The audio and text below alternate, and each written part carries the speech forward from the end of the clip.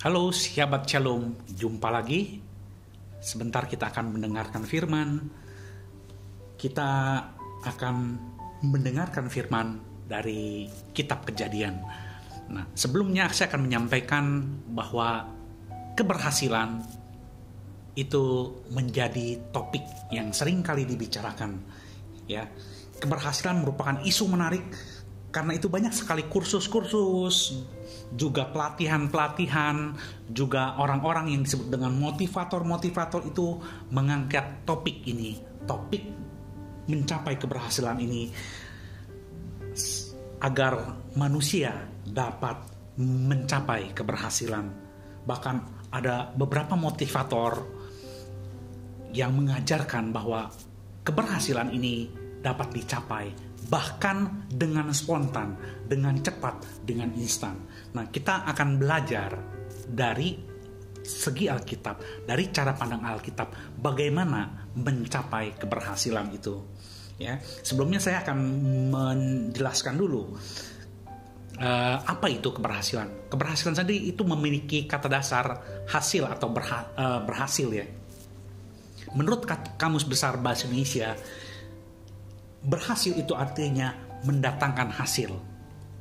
Yang kedua, mendapatkan hasil. Dan yang ketiga, tercapai atau mencapai maksud atau tujuan. Nah, sehingga orang dapat dikatakan mencapai keberhasilan itu ketika saat ia bekerja, berusaha, berkarya, orang ini dapat mendatangkan atau mendapatkan hasil, tercapai maksudnya, sehingga hasil yang ia inginkan dapat diperoleh atau mencapai tujuan atau target yang ingin dicapainya. Itulah keberhasilan. Nah, kemudian kita akan coba belajar bagaimana cara pandang Alkitab terhadap keberhasilan ini, bagaimana mencapai keberhasilan. Kita akan nanti belajar dari kitab Kejadian 39 ayat 1 sampai 23 perihal Yusuf. Nah, di sini saya akan coba jelaskan siapakah Yusuf yang akan kita bahas saat ini. Jadi ada banyak yang namanya Yusuf dalam Alkitab, baik yang dicatat dari PB atau di PB maupun yang dicatat dalam PL. Nah, saya akan coba jelaskan siapakah Yusuf nanti yang akan kita bahas. Sebelumnya kita mengenal dulu nama-nama Yusuf nih. Di dalam Perjanjian Baru ada beberapa nama Yusuf, ternyata saudara-saudara. Yang pertama adalah Yusuf suami Maria, yang kita bisa baca dalam Matius. Kemudian juga Yusuf orang Arimatea. Kemudian kita mengenal Yusuf yang disebut Barsabas. Kemudian juga ada Yusuf yang disebut Barnabas. Kemudian di dalam Perjanjian Lama kita juga mengenal beberapa nama Yusuf. Ya. Yang pertama Yusuf bin Asaf. Yang kedua Yusuf dari kaum keluarga Sebanya. Dan yang ketiga Yusuf bin Yakub. Nah, Yusuf yang akan kita bahas saat ini adalah yang saya sebutkan terakhir, yaitu Yusuf bin Yakub. Nah, kata bin ini artinya anak ya. Jadi Yusuf bin Yakub artinya Yusuf anak Yakub. Nah, Yusuf anak dari Yakub dari istrinya yang bernama Rahel. Nah, Yusuf ini dilahirkan oleh Rahel ketika Yakub berada pada masa tuanya. Jadi kalau saya bisa ceritakan sedikit bahwa Yakub ini memiliki 4 orang istri, salah satunya Rahel. Dan dari 4 orang istri, jadi Lea, Rachel, Bilha dan Zilpa yang merupakan hamba dari kedua istrinya, ini melahirkan 12 orang anak yang kemudian menjadi suku-suku Israel yang kita kenal dengan suku-suku Israel. Nah, dicatat bagaimana Yakub memperlakukan Yusuf itu berbeda, Bapak saudara sekalian. Yang pertama, Yusuf tuh mengasihi Yusuf, ya anaknya ini, itu lebih daripada anak-anaknya yang lain. Nah, dicatat dalam Alkitab bagaimana Yusuf ini dibuatkan jubah yang baik, yang bagus, yang indah, sehingga saudara-saudaranya lain ya, jadi iri gitu ya. Nah kemudian juga Yakub memperlakukan Yusuf ini secara istimewa. Dengan demikian membuat saudara-saudara yang lain ya itu menjadi iri kepada Yusuf ini karena anak kesayangan lah gitu ya. Nah kemudian kita lanjutkan Bapak Ibu. Kemarahan saudara-saudara Yusuf ini ditambah lagi Yusuf ini memang seorang pemimpi atau yang memiliki karunia bermimpi ya. Nah kemampuan atau talenta atau karunia mendapat mimpi ini memang sudah dimiliki Yakub sejak awal.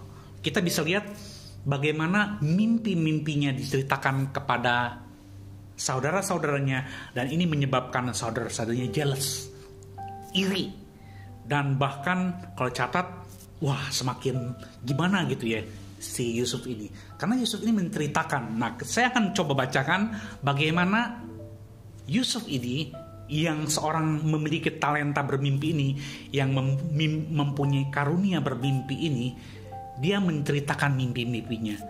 Ya di dalam Kejadian 37 ayat 5 sampai 10. Saya bacakan untuk saudara.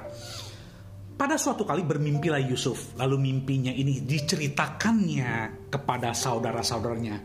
Sebab itulah mereka lebih benci lagi kepadanya. Karena katanya kepada mereka, coba dengarkan mimpi yang kumimpikan ini. Tampak kita sedang di ladang mengikat berkas-berkas gandum. Lalu bangkitlah berkasku dan tegak berdiri. Kemudian datanglah berkas-berkas kamu sekalian mengelilingi dan sujud menyembah kepada berkasku itu. Lalu saudara-saudara yang berkata kepadanya, apakah engkau ingin menjadi raja atas kami? Apakah engkau ingin berkuasa atas kami? Jadi makin bencilah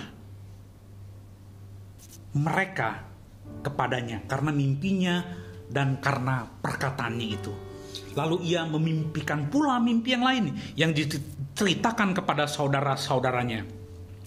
Katanya, aku bermimpi pula, tampak matahari, bulan, dan 11 bintang sujud menyembah kepadaku.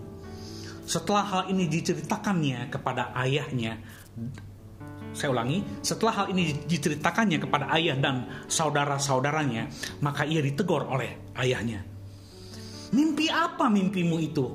Masakan aku dan ibumu serta saudara-saudaramu sujud menyembah kepadamu sampai ke tanah. Nah ini yang menjadi atau yang membuat saudara-saudaranya tambah benci. Wah ini orang gak bener nih si Yusuf nih. Mau ngapain dia mimpi-mimpi kayak begini, seolah-olah mau menjadi raja atas kami ya. Tadi ya yang sudah kita baca. Karena mimpi yang terakhir yang tadi kita lihat bagaimana Yusuf memimpikan matahari, bulan, dan 11 bintang, yaitu saudara-saudaranya itu sujud menyembah, maka mereka sepakat untuk membunuh Yusuf ya. Kalau kita lihat di dalam Kejadian 37 ayat 18 sampai dan kemudian 20, saya bacakan untuk saudara. Dari jauh ia telah kelihatan kepada mereka. Ia ini maksudnya Yusuf. Tetapi sebelum ia dekat kepada mereka, mereka telah bermufakat mencari daya upaya untuk membunuhnya. Ayat 20, sekarang marilah kita bunuh dia dan kita lemparkan ke dalam salah satu sumur ini. Lalu kita katakan, seekor binatang buas telah menerkamnya dan kita akan lihat nanti bagaimana jadinya mimpinya itu. Wah, kalau dibunuh, coba apakah benar, apakah terjadi mimpinya itu? Kita tidak tahu, saudara, bagaimana kemudian Yusuf ini bertindak. Ya, di dalam Kejadian 39 nanti kita bisa lihat bagaimana cerita selanjutnya. Nah, kemudian diceritakan ada saudaranya yang paling besar, yaitu Ruben dan Yehuda, yang memang melindungi Yusuf, yang mencoba supaya Yusuf ini tidak ingin dibunuh. Kemudian Yehuda mengusulkan, daripada dibunuh, kita jual aja Yusuf sebagai budak, ya, karena Yehuda ini tahu kalau tidak diusulkan begitu, kemungkinan besar Yusuf akan dibunuh. Ya, kemudian Yusuf dijual kepada saudagar Midian yang kita kenal dengan keturunan Ismail dan dibawa ke Mesir. Nah, saudagar Midian ini kemudian menjual Yusuf sebagai budak atau hamba. Pada zaman waktu itu umumnya, bahkan dicatat di dalam kejadian yang kita baca ini, ada terjadi jual beli orang atau yang kita namakan budak. Ada pasar budak gitu kira-kira Bapak Ibu ya. Di Mesir, perjalanan Yusuf ini malang melintang Bapak Ibu. Jatuh bangun, silih berganti. Nah, kita bisa belajar bagaimana Yusuf ini diberkati dan berhasil. Ya. Bagaimana secara biblikal Alkitab menjelaskan orang bisa berhasil. Ada masa dalam hidup Yusuf yang akan saya ambil sebagai contoh untuk materi khotbah ini. Tadi saya sudah sebutkan yang ditemukan dalam kitab Kejadian 39, dan saya mengundang saudara-saudara nanti ada kesempatan, ada waktu untuk membacanya satu perikop itu 39 ayat 1 sampai 23, di mana Alkitab mencatat bahwa Yusuf dikatakan berhasil. Ya. Ini standar yang kita akan bahas.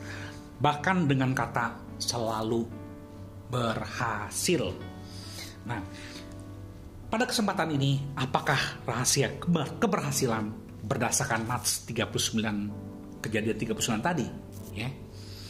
Saya menemukan Bapak Ibu, dari Nats yang kita baca, yaitu dalam kitab Kejadian 39 ayat 1 sampai 23, saya merangkumkannya, menemukan 5 rahasia keberhasilan yang akan saya bagikan kepada saudara sekalian. Belajar dari kisah Yusuf. Mari kita dengar. Pertama, 5 rahasia keberhasilan. Melakukan segala sesuatu yang menjadi bagian Yusuf. Di dalam ayat 3 dikatakan segala sesuatu yang dikerjakannya. Jadi maksud yang saya akan sampaikan, rahasia keberhasilan yang pertama, melakukan segala sesuatu atau bekerja yang menjadi bagian kita. Ya, di sini untuk berhasil, Yusuf melakukan pekerjaan yang menjadi tanggung jawabnya. Mungkin dia jadi budak, tetapi ya dia lakukan apa yang menjadi bagiannya, yang menjadi tugasnya sebagai budak.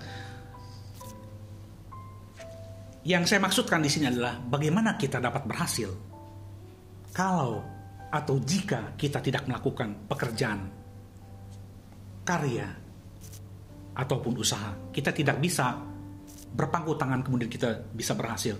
Di sini dalam Nats ini kita bisa belajar Yusuf melakukan bagiannya. Yusuf mungkin melakukan segala sesuatu ya, atau setiap pekerjaan yang menjadikan tugasnya sebagai budaknya. Ya, apa yang jadi budak tuh? Ya mungkin bisa ditugaskan untuk menjaga ladang, atau mungkin bersih-bersih ya, kalau kita lihat di rumah mungkin ngepel-ngepel. Terus kemudian apalagi yang bisa dikerjakan Yusuf? Yusuf kerjakan dengan baik. Yusuf mengambil bagiannya. Nah, kemudian Yusuf ini dikatakan melakukan kerjanya itu. Nah, bahkan dikatakan melakukan pekerjaannya itu dengan baik ya. Bagaimana saya tahu? Atau apa buktinya kalau kita bisa tahu bahwa Yusuf ini melakukan pekerjaannya, melakukan bagiannya, melakukan karyanya itu walaupun dia seorang budak. Buktinya gini. Ya, kita lihat di dalam Kejadian 39 ayat 3a dikatakan setelah dilihat oleh tuannya. Nah, tuan ini maksudnya Potifar, karena Yusuf dibeli oleh Potifar. Nah, sebelumnya saya jelaskan dulu. Potifar ini seorang pegawai istana.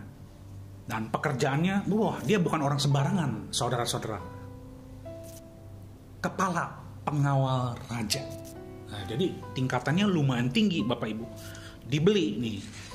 Kemudian dalam Nas, jelas Yusuf melakukan pekerjaannya dengan sepenuh hati. Pertanyaannya, untuk mencapai keberhasilan, bagaimana saudara melakukan pekerjaan saudara. Bagaimana? Jadi yang saya ingin sampaikan gini, saudara, bagaimana kita atau saudara melakukan pekerjaannya itu akan menentukan bagaimana saudara dapat berhasil. Apakah saudara melakukan segala sesuatu seperti Yusuf, mengerjakan sesuatu yang dikerjakannya atau yang menjadi bagiannya. Ya, kita bisa mengenal, kita bisa juga membaca dari Rasul Paulus bagaimana Rasul Paulus mengajarkan yang dapat menjadi pegangan. Nah, saya bisa ambil atau bisa ingatkan di dalam Kolose 3 ayat 22 sampai 23 dikatakan demikian, saudara sekalian. Hai hamba-hamba, taatilah Tuanmu yang di dunia ini dalam segala hal. Jangan hanya di hadapan mereka saja untuk menyenangkan mereka, melainkan dengan tulus hati karena takut akan Tuhan. Apapun juga yang kamu perbuatlah dengan segenap hatimu, seperti untuk Tuhan dan bukan untuk manusia. Nah, ini pelajaran yang pertama yang dapat kita pelajari, bagaimana berhasil dari sisi pandang Alkitab. Pelajaran yang kedua atau rahasia keberhasilan yang kedua, dapat memelihara dan menjaga setiap tugas, tanggung jawab, dan kepercayaan yang diberikan. Saya ulangi ya Bapak Ibu ya, dapat menjaga setiap tugas, tanggung jawab, dan kepercayaan yang diberikan. Oh, bagaimana tuh? Apa? Di mana ayatnya? Ayatnya di dalam ayat 6a dikatakan segala miliknya Potifar, maksudnya segala milik Potifar, segala miliknya, saya ulangi ya Bapak Ibu, segala miliknya diserahkannya pada kekuasaan Yusuf, dan dengan bantuan Yusuf ia tidak usah lagi mengatur apa-apapun selain dari makanannya sendiri. Bapak Ibu, bayangkan Bapak Ibu, seorang budak, seorang hamba yang dibeli, kemudian dikatakan di sini diberikan kuasa untuk mengatur segala sesuatu. Mungkin kita bisa mendengar ya bagaimana orang memperlakukan atau bersikap ketika dia mendapatkan kekuasaan. Kita belajar dari Yusuf bagaimana ia bersikap ketika ia mendapatkan kekuasaan untuk mengatur segalanya. Yusuf dapat menjaga kepercayaan yang diberikan oleh tuannya ini. Yusuf menjaga dengan baik apa yang ditugaskan oleh tuannya, apa yang diperintahkan oleh tuannya, apa yang menjadi job description-nya Yusuf dikerjakan dengan baik. Ya, di sini dikatakan apa yang yang menjadi bagian Yusuf dalam hal tugas dan pekerjaannya, Yusuf dapat pegang, dapat menjalankan, dapat menjaga kepercayaan yang diberikan oleh tuannya ini, yaitu Potifar. Jadi rahasia keberhasilan yang kedua, dapat memelihara dan menjaga setiap tugas, tanggung jawab, dan kepercayaan yang diberikan. Bapak Ibu, saudara-saudara yang kekasih dalam Tuhan, bagaimana dengan kita? Bagaimana dengan saudara-saudara ketika saudara-saudara dipercayakan untuk mendapatkan suatu pekerjaan, bahkan mendapatkan promosi? Ya, kita bisa belajar dari beberapa kasus-kasus yang terjadi. Ya, kalau kita lihat dalam kasus-kasus di pemerintahan juga, kita bisa belajar bagaimana anak-anak Tuhan kemudian jatuh ketika dia dapat promosi yang lebih tinggi. Bahkan ketika mendapat promosi yang lebih tinggi, ditanya bagaimana menurut pendapat Bapak dalam hal korupsi. Mungkin ada beberapa yang jawab, ya, ada yang bilang, oh itu tergantung daripada kita. Nah, ketika seseorang menggantungkan segala sesuatu itu kepada kita, kepada kekuatan, kepada usaha ada kerja, oh saya bisa. Nah, di situ mulai mungkin ada kesombongan, dan ketika terjadi kesombongan itu titik kejatuhan. Ketika mendapatkan tawaran-tawaran, ya, sangat mungkin kita jatuh. oh Bapak Ibu tenang aja. Nah, nanti kalau Bapak menolong saya akan ya adalah buat Bapak Ibu, adalah buat Bapak, bagian Bapak itu maksudnya. Nah, di sini apakah kita bisa menjaga kepercayaan yang diberikan ketika kita mendapatkan tugas dari atasan? Ya, atasan kita, bos kita, siapalah itu. Rahasia yang ketiga, ya, rahasia keberhasilan yang ketiga, memiliki sikap atau karakter yang baik. Di dalam ayat 6b dikatakan, adapun Yusuf manis sikapnya. Apa yang dimaksud dengan manis ini? Saya ulangi nih ya Bapak. Apa yang dimaksud dengan sikap ini? Ya, di dalam bahasa aslinya saya temukan menggunakan kata mareh dalam Inggris favor, yang artinya sikap ini adalah penampilan, penglihatan, wawasan yang juga cenderung berkaitan dengan karakter, ya, dengan karakter. Ya, saya bisa bayangkan walaupun seorang budak, walaupun seorang hamba, ketika diajak bicara Yusuf sopan, ya. Senang ya kita mendengar kalau kita punya pembantu atau bawahan, ya, ketika kita ajak dia sopan, dapat menanggapi dengan baik, nyambung gitu ya, menjawab, bahkan bukan itu saja, memberi wawasan kepada lawan bicara, ya. Kita tentu senang kepada orang ini. Nah, itulah yang dikerjakan Yusuf, memiliki sikap dan karakter yang baik. Jadi sikap, adapun Yusuf itu manis sikapnya. Jadi sikap ini lebih cenderung kepada karakternya manis. Kita senang ya Bapak Ibu, kita mungkin senang melihat penampilan atau wajah ya, ketika kita bertemu dengan rekan kerja, kalau dianya wajahnya tampan, wajahnya cantik, mungkin yang lawan jenis bisa suka. Nah, tetapi yang dimaksudkan di sini manis sikapnya, artinya dia memiliki sikap atau karakter yang baik. Ya, secara sederhana kita bisa katakan Yusuf ini secara karakternya baik. Berapa banyak dari kita sulit bersikap seperti yang dilakukan Yusuf? Kita mungkin memiliki kepandaian, sekolah tinggi, punya titel, tetapi ketika kita berkomunikasi, kita seringkali gak nyambung. Nah, yang saya maksudkan adalah di sini Yusuf, dari kisah Yusuf kita belajar bahwa Yusuf punya emotion quotient, yang artinya yang saya ingin sampaikan adalah saya ulangi, Yusuf memiliki kecerdasan emosi. Ya, kecerdasan emosi itu penting, bahwa karakter itu penting, sikap itu penting. Yusuf memiliki sikap yang manis. Ya. Jadi rahasia keberhasilan yang ketiga, memiliki sikap atau karakter yang baik. Dan yang baik dikatakan yang manis. Saya lanjutkan Bapak Ibu.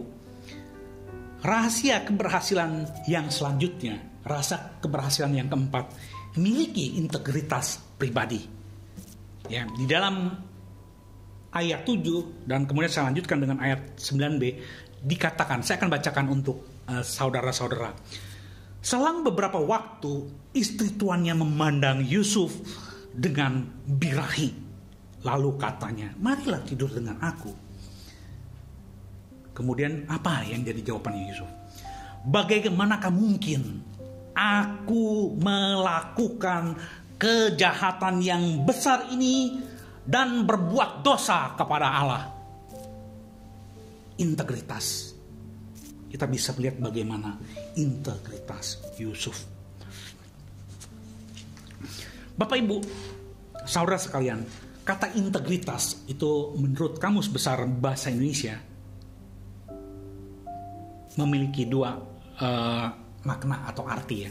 Makna yang pertama, integritas itu mutu, sifat, atau potensi dan kemampuan yang memancarkan kewibawaan. Itulah integritas. Kata yang kedua adalah integritas itu kejujuran. Ya. Yusuf, kalau kita baca, dia memiliki integritas yang kuat, Bapak Ibu. Ketika semua diserahkan kepada kekuasaan Yusuf, Potifar memberikan kepercayaan penuh untuk rumahnya, untuk segala yang dimilikinya. Lihat bagaimana Yusuf menjaga integritasnya. Yusuf, siapa Yusuf ini? Tadi kita sudah tahu, Yusuf ini hamba, budak. Budak itu kalau diminta sama istri tuannya, harusnya nurut loh Bapak Ibu. Ya lebih-lebih ini diajak untuk tidur. Nah, kalau kita baca, ada satu kesempatan Yusuf itu berada dalam situasi yang ideal. Di sini saya ingin sampaikan Bapak Ibu, seringkali dosa itu juga menggoda kita dan membawa kita pada situasi yang ideal. Artinya yang saya maksudkan adalah membawa situasi yang ideal untuk kita melakukan pelanggaran, kesalahan, dosa. Yusuf masuk ke rumah Potifar. Waktu itu tidak ada seorang pun, Bapak Ibu, dicatat Alkitab. Hanya Yusuf dan tante Potifar. Bagaimana Yusuf itu kemudian diajak tidur oleh tante Potifar ini. Tidak sampai situ Bapak Ibu. Ketika diajak dia menolak. Dan di Alkitab mencatat bagaimana tante Potifar ini memegang pakaiannya. Dan ketika memegang pakaiannya terlepas dia karena mungkin sedang semangat gitu ya. Tante Potifar ini dipegang terus kemudian jatuh. Nah ini sebenarnya kan kalau kita analisa, ini suatu keadaan yang sempurna, keadaan ideal untuk kita berbuat dosa. Bapak Ibu, kita pun bisa seperti itu. Bagaimana integritas kita di hadapan Tuhan? Bagaimana integritas kita jaga? Integritas pribadi itu penting. Yusuf melakukan hal ini, integritasnya, bahkan ketika tidak seorang pun melihatnya.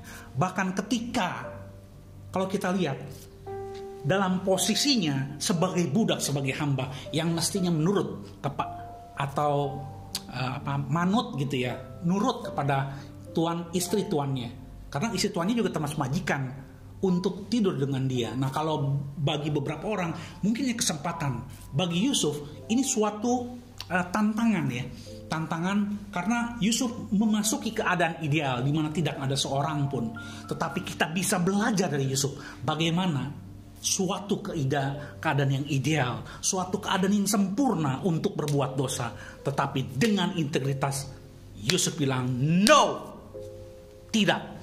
Bagaimana mungkin saya berbuat kejahatan yang besar ini dan berdosa kepada Allah? Dikatakan berbuat kejahatan yang besar ini dikatakan dalam bahasa gadol. Gadol itu digunakan untuk Tuhan. Gadol Elohai, gadol Allah yang maha besar. Dikatakan Yusuf, bagaimana aku melakukan kejahatan yang gadol ini dan berdosa kepada Allah? Bapak Ibu, bagaimana dengan kita? Rahasia keberhasilan yang keempat, miliki integritas pribadi. Ya, jadi dalam Matius 6 ayat 1, Tuhan Yesus sendiri mengajarkan. Ini memang sedang bicara topik lain, tetapi saya bisa kutip. Tuhan Yesus mengajarkan kepada kita. Saya akan bacakan untuk saudara. Ingatlah, janganlah kamu melakukan kewajiban agamamu di hadapan orang supaya dilihat oleh mereka. Karena jika demikian, kamu tidak beroleh dari Bapamu yang di sorga. Artinya, kalau kita melakukan sesuatu, kita yang tadi yang dikatakan, jangan untuk dilihat kewajiban agamanya, jangan untuk dilihat orang lain gitu ya.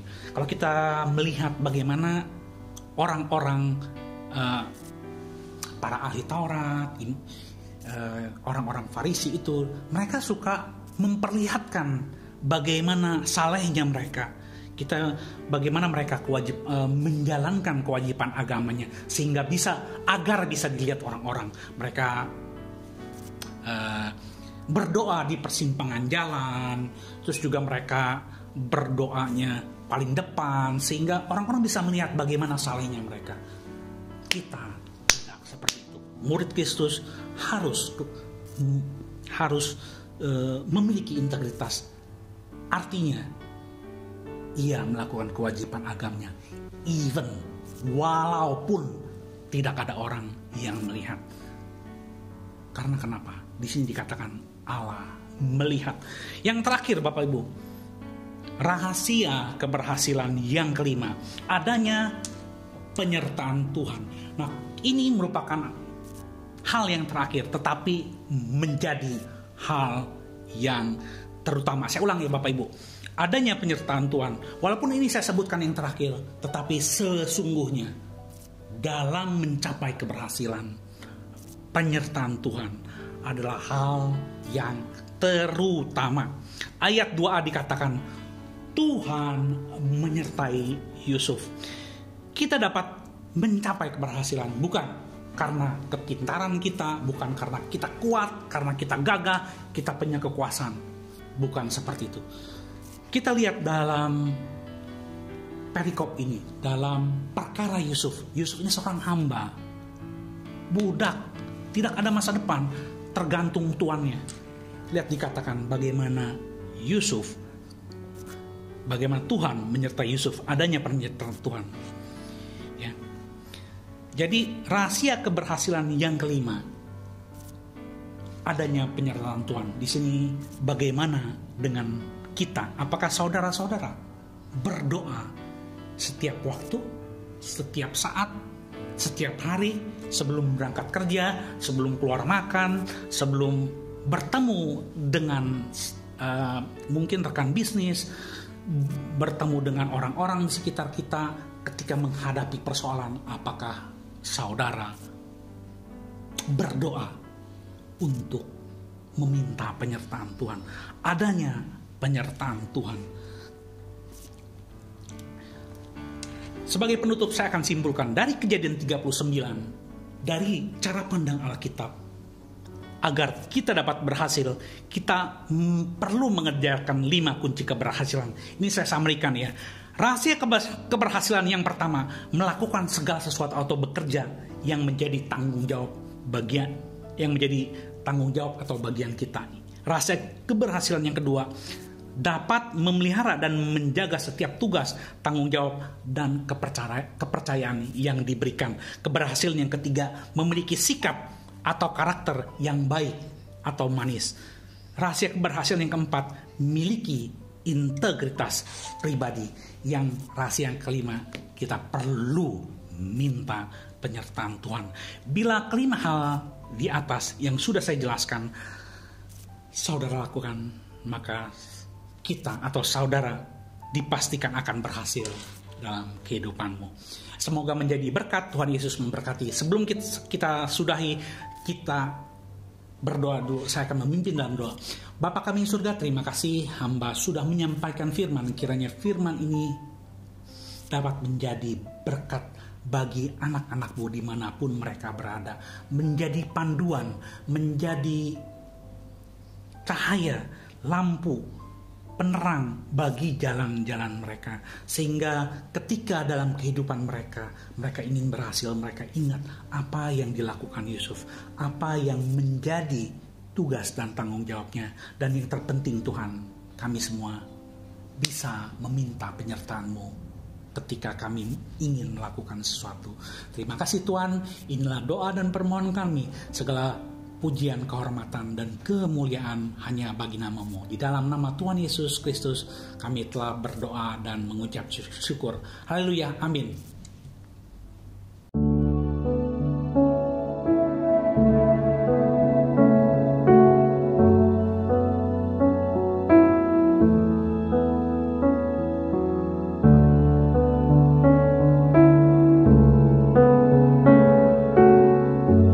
Bapak Ibu yang merasa diberkati dan ingin memberkati kami lebih lewat dana, dapat disalurkan melalui scan barcode berikut ini atau ditransfer melalui rekening yang ada di layar Bapak Ibu Saudara.